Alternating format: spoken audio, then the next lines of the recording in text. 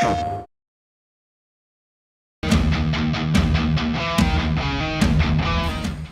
we first started Star-Lord's design, we were primarily focused on getting a feeling of a space pirate look. We researched a long time with that, but eventually on the team, me and other people started having this idea of what if Star-Lord's favorite band when he was a kid was actually named Star-Lord. Everything from then just kind of exploded, and we found his obsession with Star-Lord the band, his 80s style. All this explained his design by him putting the patch of his favorite band in his jacket. Sunlord, right? It's Star-Lord. We peppered his design with little Easter eggs from the 80s, which with pins on his lapel and of the vinyls from the 80s and the Space Invader icon and of course, his Star-Lord pin.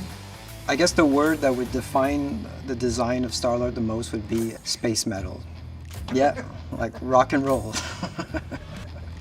Storytelling for the design of the Guardians then became really important. From Star-Lord, then we found a bit Drax with his tattoos.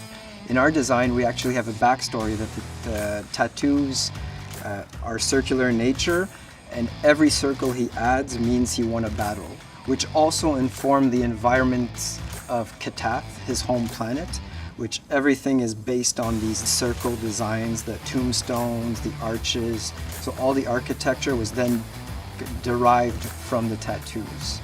As for Gamora, it was very important. We had to give her a very strong, powerful look. So we came up with the idea of going back a bit to what they had done in the comics, and we were really inspired by one of the looks of the black and white armor. We even had little touches of like American fists on all her knuckles, on her feet, which emphasizes that she's ready to punch, kick, kill at any moment.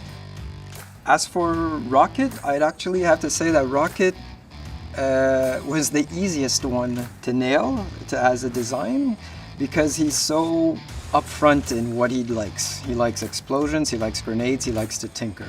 So of course we needed to put that on his design. We needed him to have his goggles because they're actually gameplay related. We have a goatee that he actually has some beads that looks like Groot because, you know, they're best friends. And then of course he has his gun that transforms into his backpack, so it's always ready for action, transform, and of course the gun is twice his size.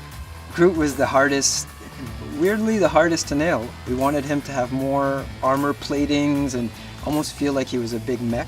What we came up with is, since him and Rocket are best friends, we thought that Rocket should always be customizing Groot in the sense that it's his mech. Therefore, he added a harness to him so he could grab onto him, stay on him, use him as a turret. And all this is related to gameplay as well. It's not just story. So Groot and Rocket are intertwined as designs.